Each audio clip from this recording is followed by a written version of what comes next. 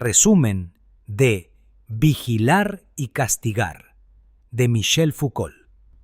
Este resumen explora las ideas principales de Vigilar y castigar, de Michel Foucault, centrándose en la transformación de los sistemas punitivos y el surgimiento de la prisión como la forma dominante de castigo en la era moderna.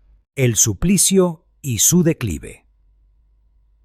Foucault inicia su análisis contrastando dos formas de castigo: el suplicio y la detención. El suplicio, prevalente en el antiguo régimen, se caracterizaba por la inflicción pública de dolor físico al cuerpo del condenado.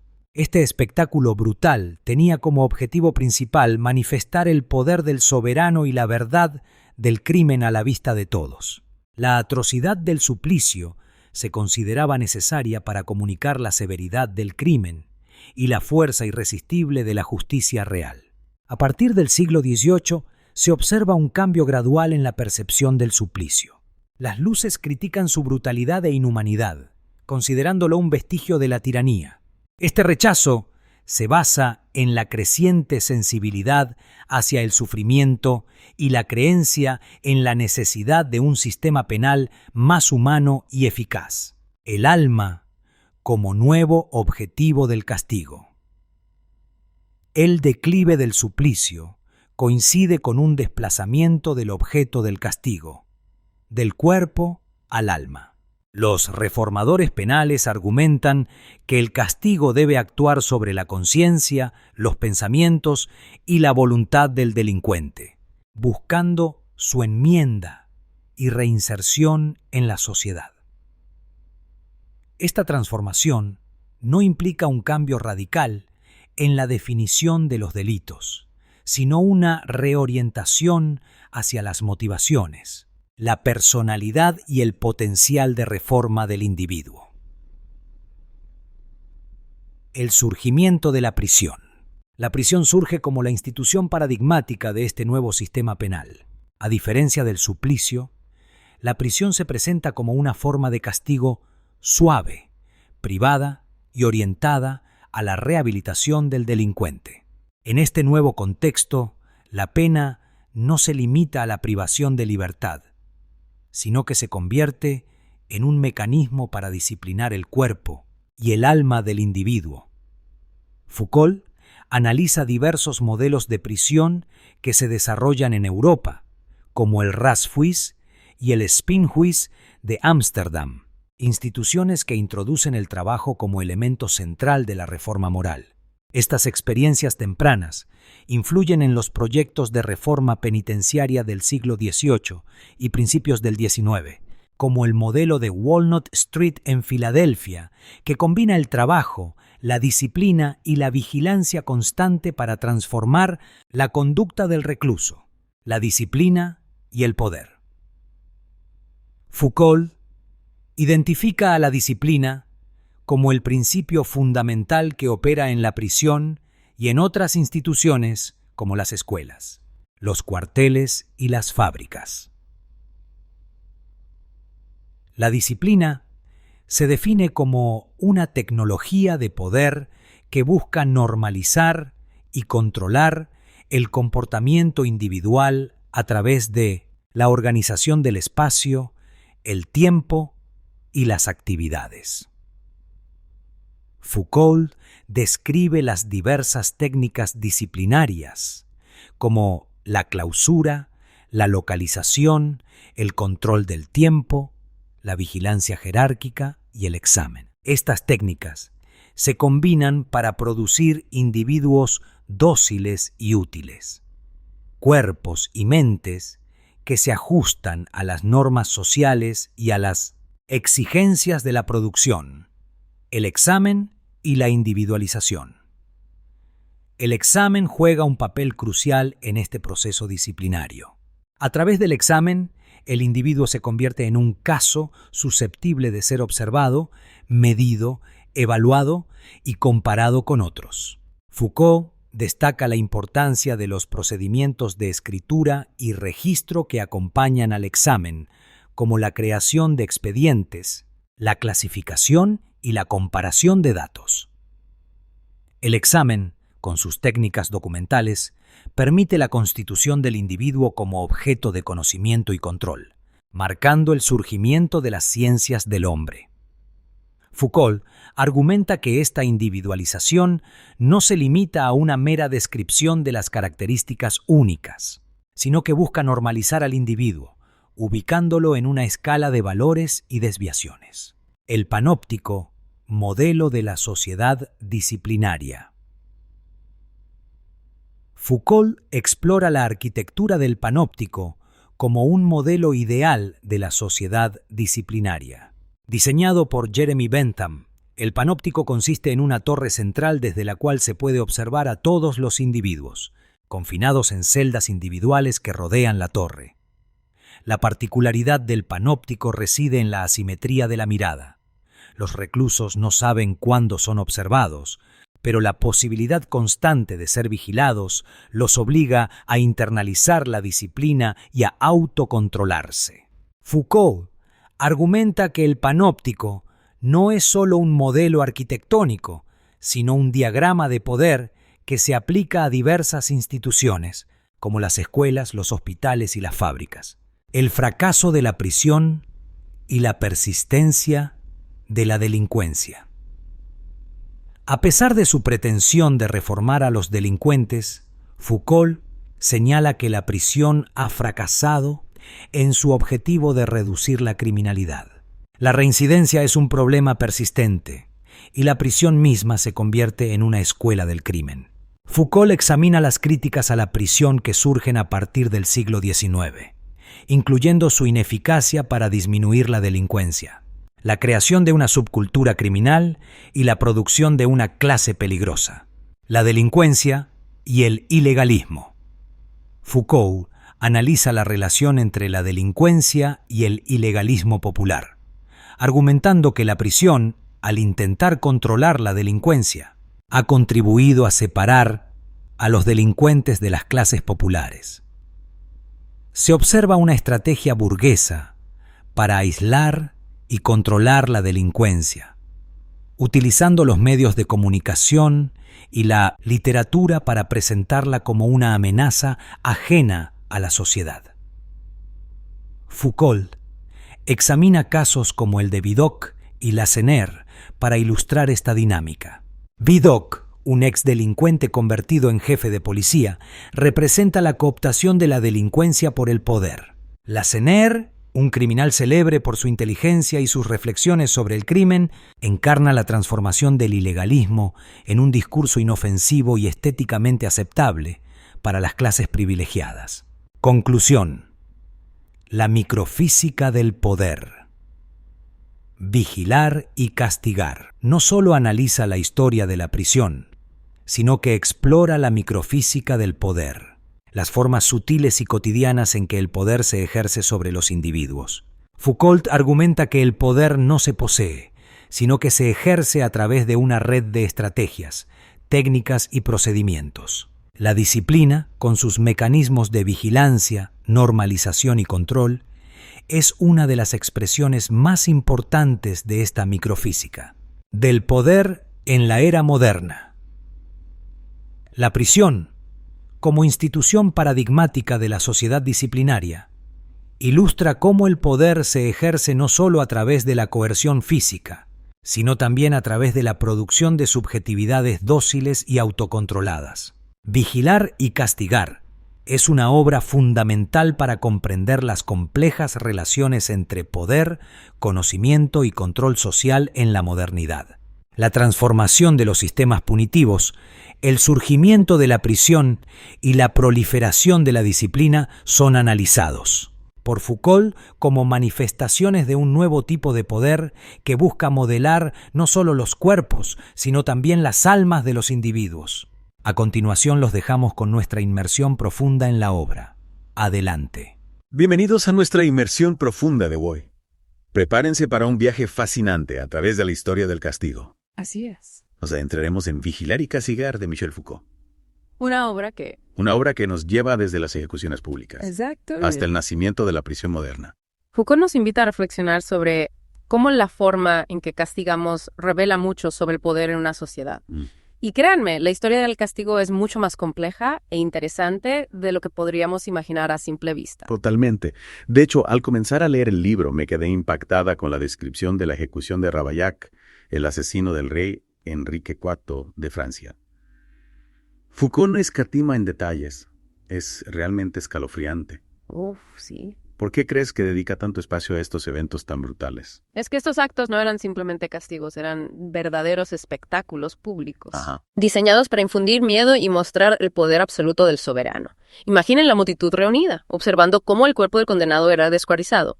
Era una forma de control social brutal pero efectiva. Es increíble cómo la violencia se convertía en un espectáculo público.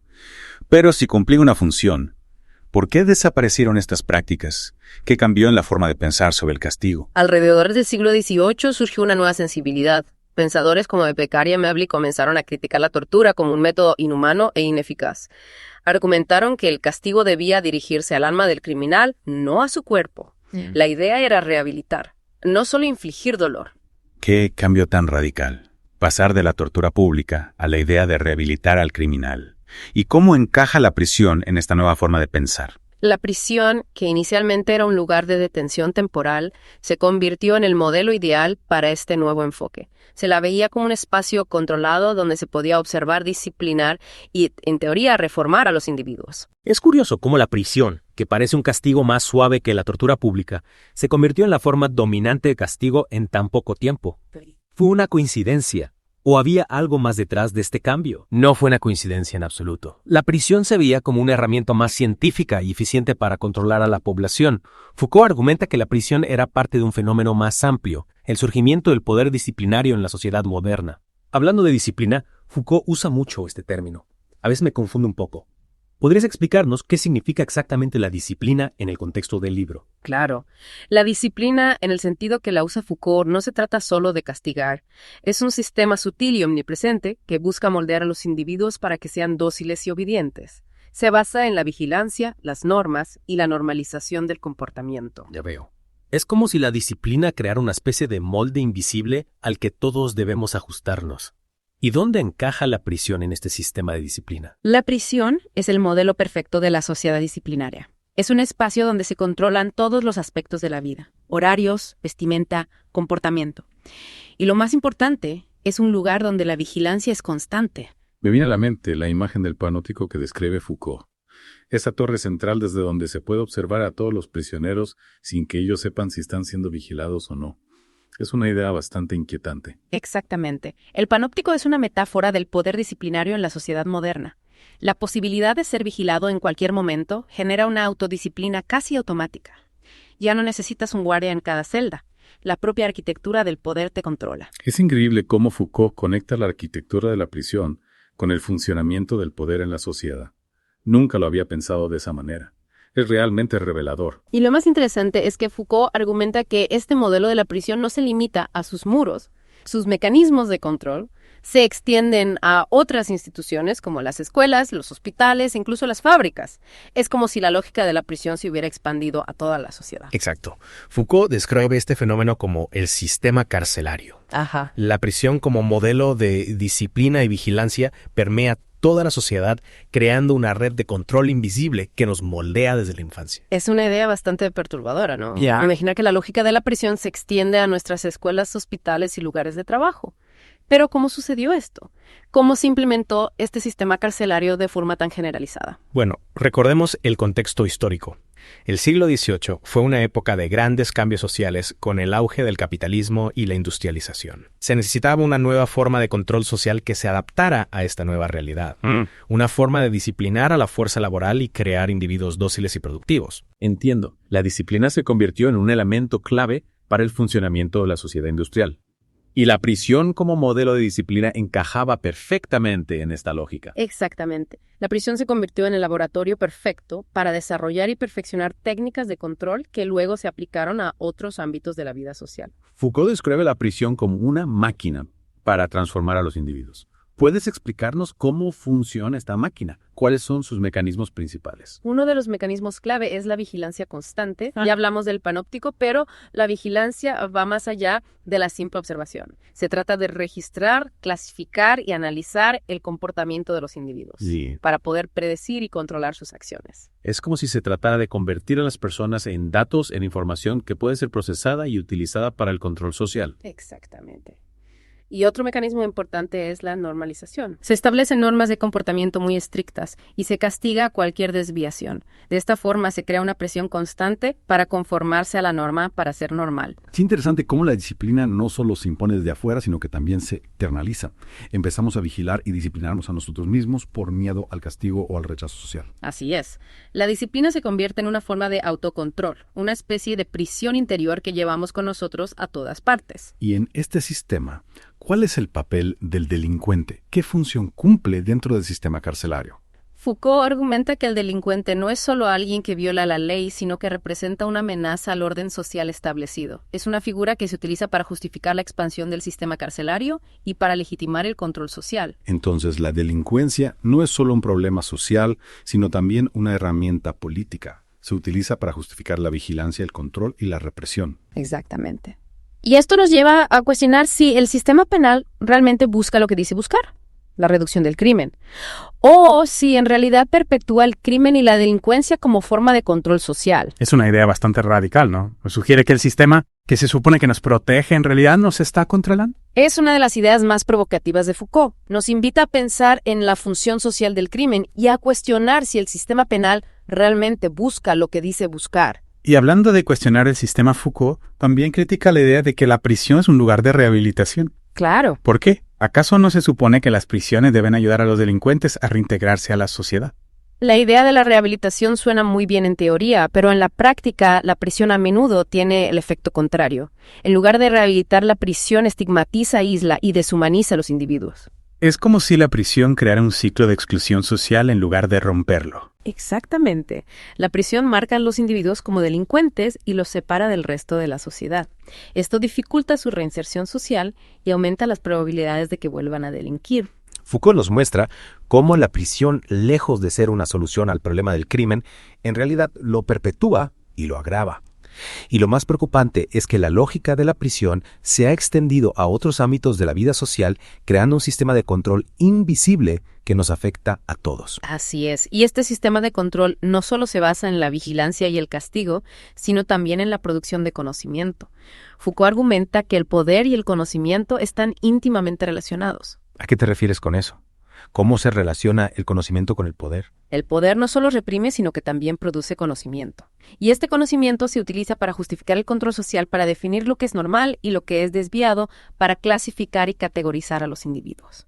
Es como si el poder definiera la realidad a través de la producción de conocimiento. Y este conocimiento se utiliza para legitimar el control y la dominación. Exactamente. Y este conocimiento se produce en instituciones como las escuelas, los hospitales, las universidades, las cárceles. Todas estas instituciones, según Foucault, forman parte de un sistema de poder saber que moldea nuestras vidas y nuestras subjetividades. Wow. Es una idea bastante compleja y desafiante. Nos hace replantearnos todo lo que creíamos saber sobre el poder, la verdad y el conocimiento. Sin duda, Foucault nos invita a ser críticos con las instituciones que damos por sentadas, a cuestionar las formas de poder que operan en nuestras vidas y a buscar alternativas más justas y humanas. Y creo que una de las claves para desafiar el sistema es comprender cómo funciona.